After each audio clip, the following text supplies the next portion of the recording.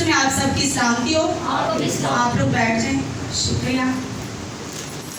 आपको पता है कि भाई ने बताया है कि पास्टर मौसम की वजह से नहीं आ सके, लेकिन मैं कोशिश करूंगी। अचानक से भाई ने मुझे बताया है, तो मैं कोशिश करूंगी कि खुदा ने जो मुझे कलाम दिया है मैं आपके साथ शेयर करूँ।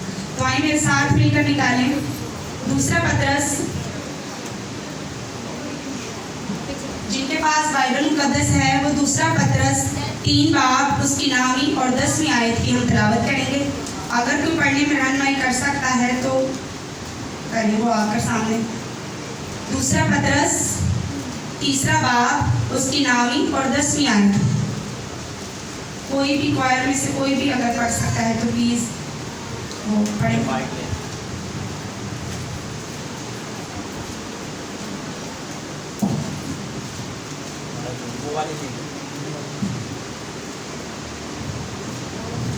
बिना वक्त को जाया किए।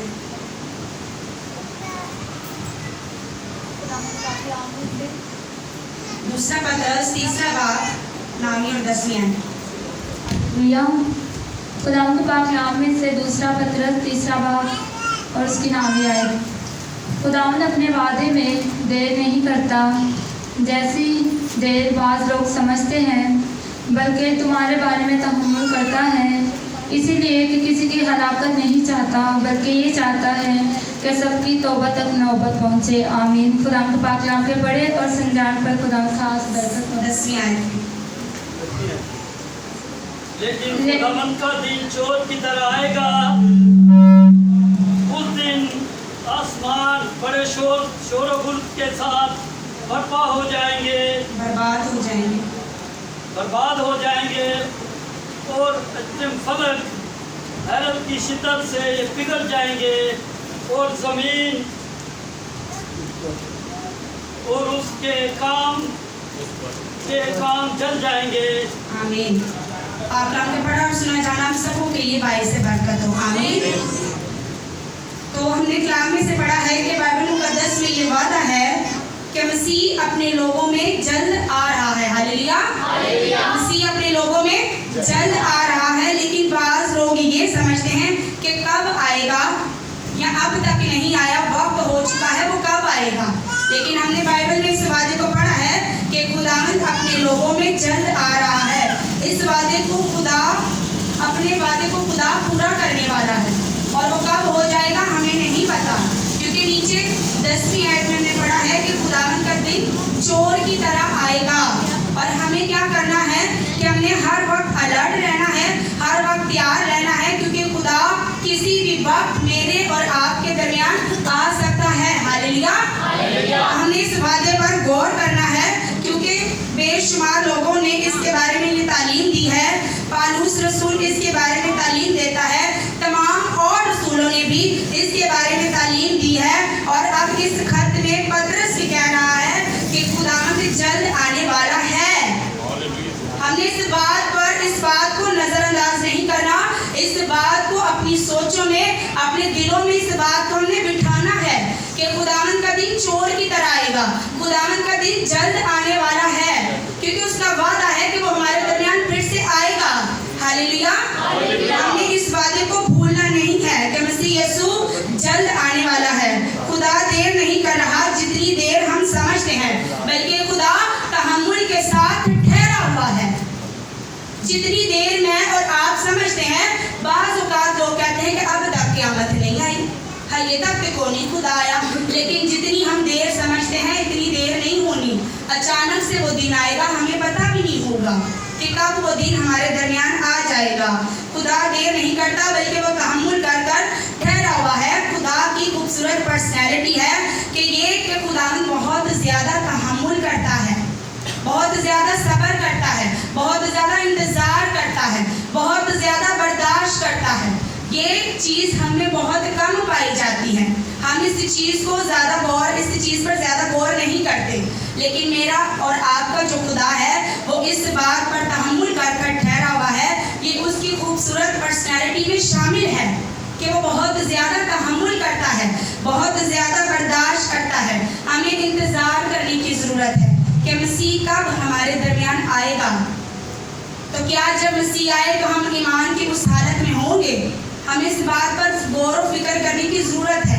क्या हम ईमान की उस हालत में हैं कि मसीह आए तो हम उसके साथ जाने वाले हों, या कहीं ऐसा ना हो कि हम सोते रह जाएं, हम सुस्त पड़े रह जाएं और मसीह आ जाए।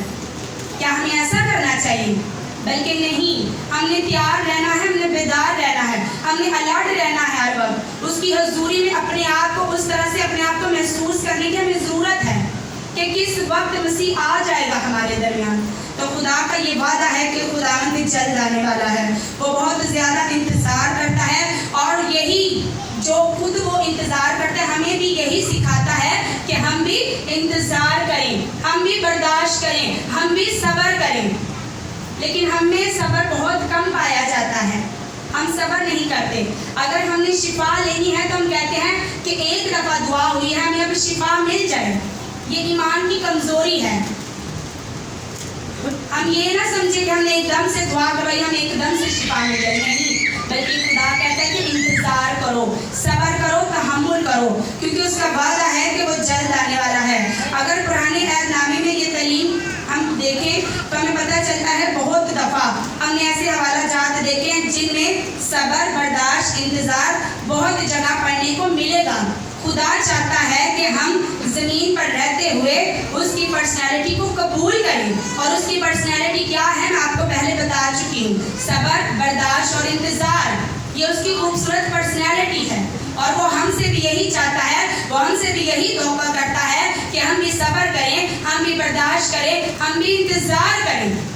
वो चाहता है कि हम उसके वादे के साथ रहें, क्योंकि और उसके जलाल और उससे खुदा का जलाल हमारे बदरों से जाहिर हो। तो खुदा इसलिए तहम्मुल कर ठहरा है कि वो किसी की हलाकत नहीं चाहता। हमने पढ़ा ना इसमें, वो चाहता है कि तौबा तक नौबत आए। वो किसी की वो नहीं चाहता कि कोई हलाक हो, कोई गुनाह में दब जाए, कोई गुनाह की हालत में ही मर जाए, बल्कि वो तहम्मुल कर ठहरा हुआ है, वो बर्दाश्त करके ठहरा हुआ है, वो इंतज़ार करके ठहरा हुआ है। किस लिए? ताकि हमारी नौबत तौबा तक आए, हम बच जाएं, हम गुनाह में कहीं मर ना जाएं। बल्कि वो चाहता है कि हर एक इंसान तौबा करे, हलाक ना हो।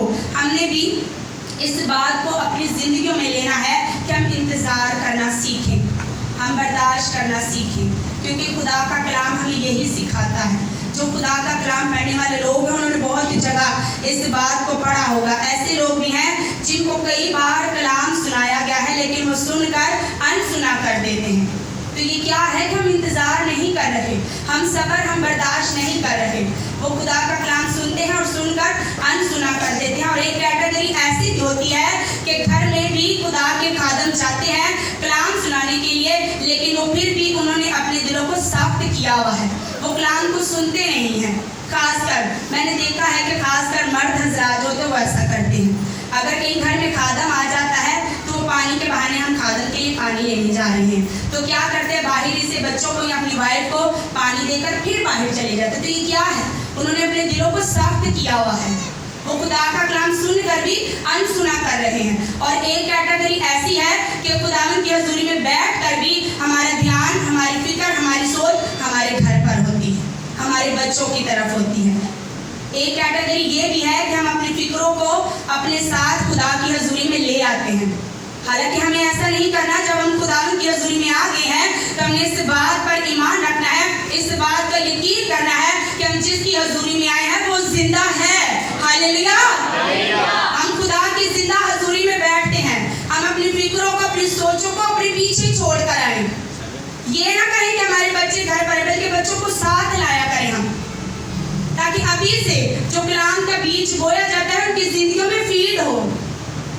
मैं कहती हूँ अगर हम गैर मुस्लिम लोगों को देखते हैं तो वो देखें क्योंकि छोटे छोटे बच्चे होते कैसे उन्होंने कुरान को हाथ में पकड़कर वो कैसे अपने लोगों को मदरसे में भेजते हैं, लेकिन हम अपने बच्चों को तालीम नहीं दे रहे।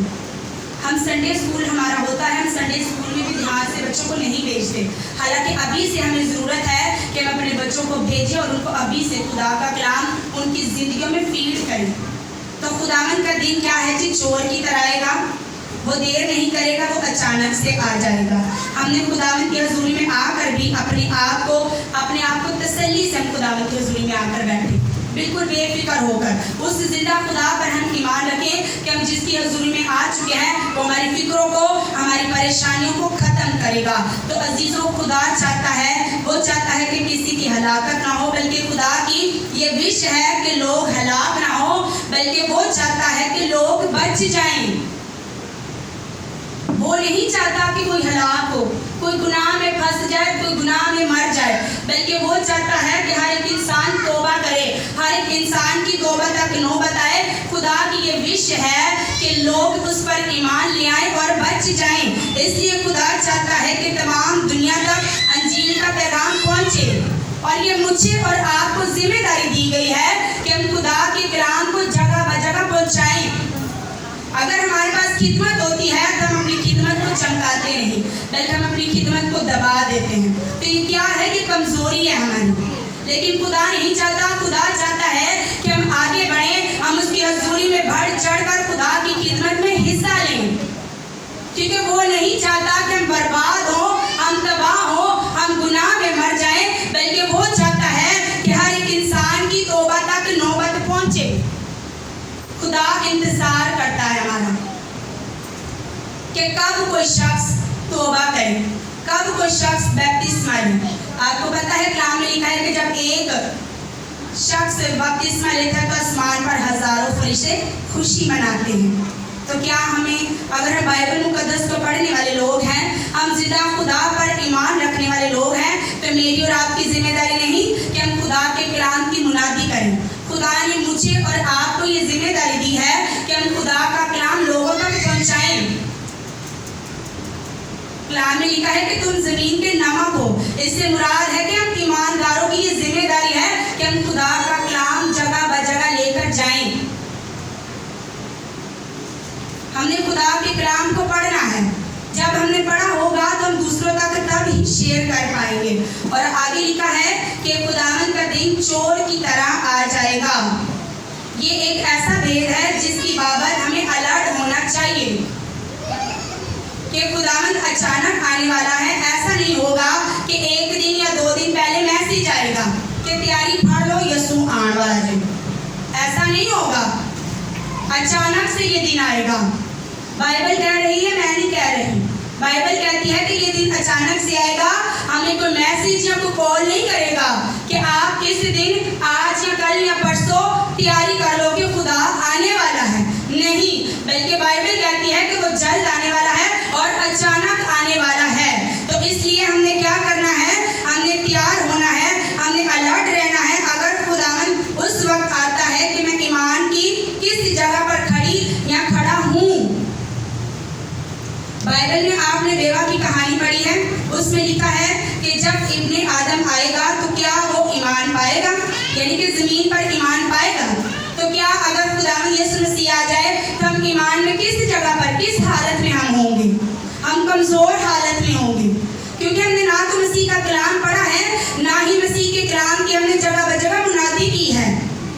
इसलिए खुदा का कलाम कहता है कि होशियार और बेदार रहो।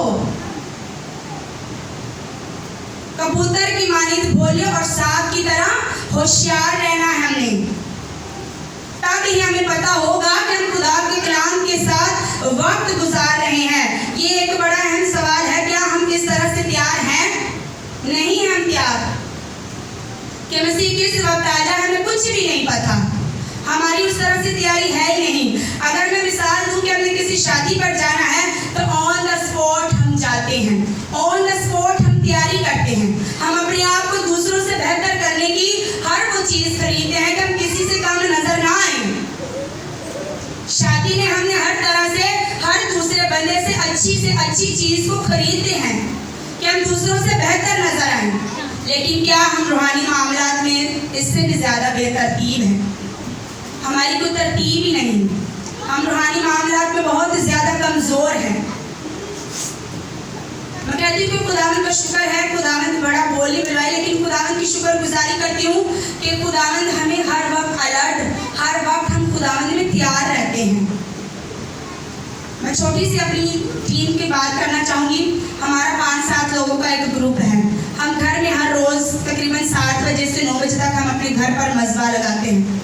उसमें मेरी बड़ी जेठानी है और मैं हूँ, हम कलाम की खिदमत करते हैं। तो मुझे खुदावन की शुक्रगुजारी करनी चाहिए कि खुदा अपने लोगों को, हम ना चीज़ों को भी खुदा इस्तेमाल करता है। तो हमने क्या करना है, जब हम तैयार होते हैं, अभी एकदम से भाई ने मुझे कहा है तो मैं एकदम से परेशान, मैंने कहा खुदावन मैं क्या करूँ, लेकिन जब हम खुदावन में खड़े हो जाते हैं तो खुदावन हमारा मुंह बनता है, खुदावन हमारा जोर बनता है।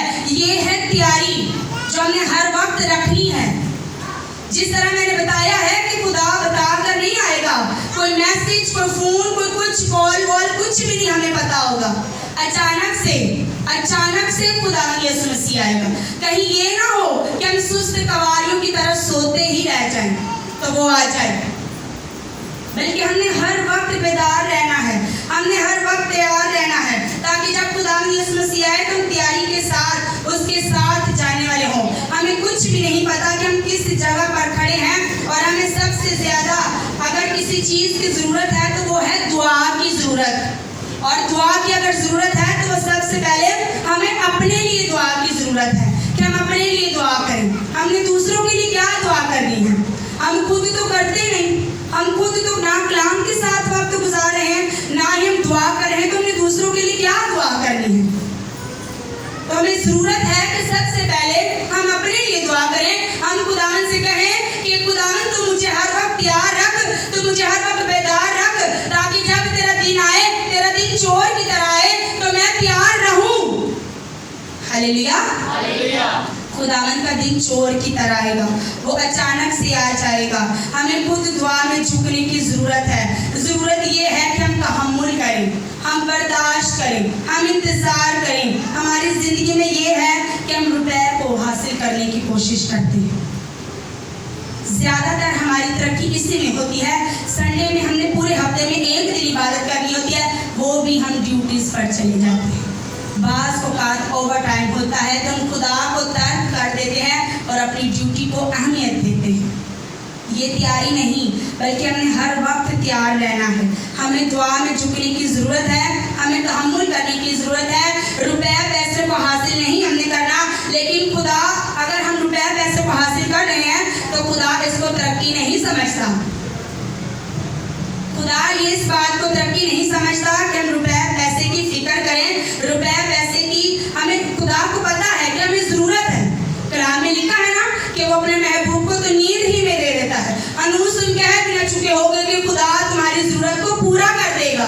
तो क्या उसके वादे, हम उसके वादों पर हम यकीन नहीं कर सकते? अगर हम खुदा का कलाम पढ़ते हैं तो हमने उसके वादों पर यकीन भी करना है। वो कहता है कि मैं अपने महबूब को नींद ही में देता हूँ, हमने उसके वादों पर गौर करना है। उसके वादे सच के साथ हैं, उसके वादे हाँ के साथ हैं। अगर उसने कलाम में लिखा है तो वो ऐसा करता है। ये दुनियावी तौर पर तरक्की है, लेकिन जो खुदा का प्लान है वो चाहता है कि हम रूहानी तरक्की करें। रुपया पैसा जिस्मानी तरक्की है, लेकिन खुदा चाहता है मैं और आप रूहानी तरक्की में बढ़ें। खुदा चाहता है कि हम गुलाम की मुनादी करें। खुदा चाहता है कि बाइबल के साथ वक्त गुजारें। खुदा चाहता है कि हम ज़्यादा से ज़्यादा दुआ में झुकें, और खुदा चाहता है कि हम तहम्मुल करें, हम बर्दाश्त करें, हम सब्र करें।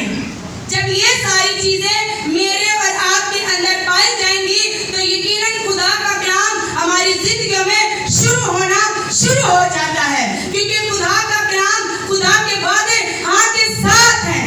Hallelujah, hallelujah. हमने बेदार रहना है, हमने तैयार रहना है। मैं कहती हूँ दौलत एक फंदा है और गुर्बत भी। जब आप गरीब हो, गुर्बत में हो, तो उस वक्त भी आपका ध्यान खुदा की तरफ लगाना बहुत मुश्किल है। जब आप गुर्बत में हैं तो बहुत मुश्किल है कि हम खुदा की तरफ अपने ध्यान को लगाएं। हम लगा ही नहीं पाते, हम अपनी फिक्रों में रहते हैं। बच्चों की फीस देनी है, राशन घर में आना है, फलां काम करना है, ये काम करना है, वो काम करना है। गुर्बत दौलत एक फंदा है और हम खुदा की तरफ बहुत मुश्किल से ध्यान लगा पाते हैं, क्योंकि इस वक्त शैतान आपको कहता है कि दुआ ना कर। जब आप गरीब हैं, आप गुर्बत में हैं, तो आप इस चीज़ का तजुर्बा कर लीजिएगा कि शैतान आपको कहेगा कि दुआ नाल की होएगा। जा पहुंच बाबिया में बोलते जाके तवीज करवा। लेकिन जब हम जिंदा खुदा पर भरोसा करते हैं, जिंदा खुदा पर यकीन करते हैं, तो वो नहीं चाहेगा कि हम किसी बाबों के पास जाएं, हम कहीं से तावीज कराएं, बल्कि वो चाहेगा कि हमारे पास पॉजिटिव चीज है, खुदा का कलाम है, हम खुदा के कलाम को पढ़ें। इब्लीस नेगेटिव सोचे लेकर आता है कि तेरे पास तो पैसे नहीं, तेरा कारोबार नहीं, तेरे घर में राशन नहीं, वो नेगेटिव सोचे लेकर आता है। लेकिन हमारे पास पॉजिटिव हथियार है और वो है खुदा का कलाम। हालेलुया। अगर हम खुदा का कलाम पढ़ते हैं तो हमारी सोचें नेगेटिव नहीं हो सकती। अगर हम खुदा का कलाम पढ़ते हैं तो मेरी और आपकी सोच पॉजिटिव ही पॉजिटिव रहेगी। जब हम खुदा का कलाम पढ़ते हैं तो हमें तसल्ली मिलती है। जब हम खुदा का कलाम पढ़ते हैं तो हमें इत्मीनान मिलता है। जब हम खुदा के कलाम के साथ वक्त गुजारेंगे तो हमें पता होगा कि खुदावंद कब आएगा, क्योंकि बाइबल कहती है कि वो जल्द आने वाला है। और बाइबल ये भी कहती है कि उसका दिन चोर की तरह आएगा। हमने होशियार, बेदार, अलर्ट रहने की हमें जरूरत है। हमने सोते नहीं रहना। बाज लोग चर्च में भी आकर सोते होते हैं। बाज लोग चर्च में भी आकर सोते हैं तो आखिर कहेंगे पास्टर साहब कलाम बड़ा अच्छा सी सुना। उन्होंने कोई नहीं, लेकिन उन्होंने बोला कि कलाम बड़ा अच्छा सी। वो आए थे सोने के लिए, वो अपनी सुस्ती के साथ आए थे और सुस्ती के साथ ही वापस चले गए हैं। तो ये क्या है कि हम कमजोर हैं, हम सीरियस नहीं हैं, हम खुदा के कलाम को उस तरह से समझ ही नहीं रहे जिस तरह से हमें समझने की जरूरत है। तो मेरे अजीजों, खुदा ये नहीं चाहता, बल्कि खुदा चाहता है कि हम उसके कलाम की तैयारी में रहें। हर वक्त बेदार, होशियार रहने की हमें जरूरत है। हम अपने किरदार में मसीह की मानिंद बने। बाइबल मुकद्दस में लिखा है, वैसा ही मिजाज रखो जैसा मसीह का था। हमने उस पर काम करना है कि खुदा में तेरी मानिंद बनूं। हमारा मिजाज कैसा होता है? क्या मसीह की मानिंद हमारा मिजाज है? अगर किसी ने एक गाली की थी तो असी दो करते हैं। अगर किसी ने सानू एक गाली की थी तो असी दो करते हैं। हालांकि कलाम क्या कहता है कि जैसा मसीह का मिजाज है वैसा ही रखो, मसीह की मानिंद बनो। जिस तरह मसीह ने बर्दाश्त किया। अगर चर्च च बैठे को बच्चे किसी बड़े नाल शरारत कर देना तो असी बर्दाश्त नहीं करते, लेकिन मसीह ने हमारे लिए क्या कुछ बर्दाश्त किया है। उसने अपने मुंह में थपवाया भी है, कांटों का ताज भी उसने हमारे लिए पहना है। ये है मसीह का मिजाज। और ऐसा ही वो हमसे तौका करता है कि हम भी ऐसा ही मिजाज रखें। और जब खुदावंद आए तो किसी भी दिन आएगा, हम उसके मंसूबे, उसके प्लान में, और वो हमें अपने साथ लेकर जाएगा। हालेलुया।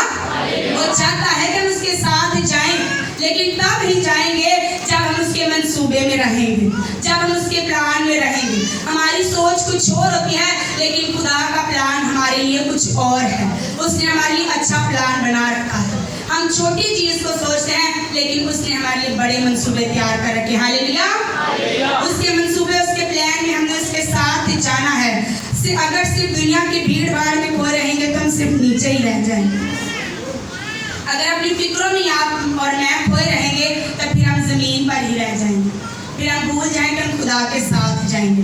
लेकिन मेरे अजीजों, खुदा चाहता है कि हम तैयार रहें, हम बेदार रहें। खुदा अपने वादा में देर नहीं करता, बल्कि वो कहता है कि बाज़ लोग समझते हैं कि देर हो गई है, बल्कि दूसरों के बारे में खुदा चाहता है कि तहम्मुल कर कर, जिस तरह वो खुद ठहरा है हम भी तहम्मुल और बर्दाश्त कर कर ठहरें, क्योंकि उसके कलाम में लिखा है कि खुदावंद का दिन चोर की तरह आएगा।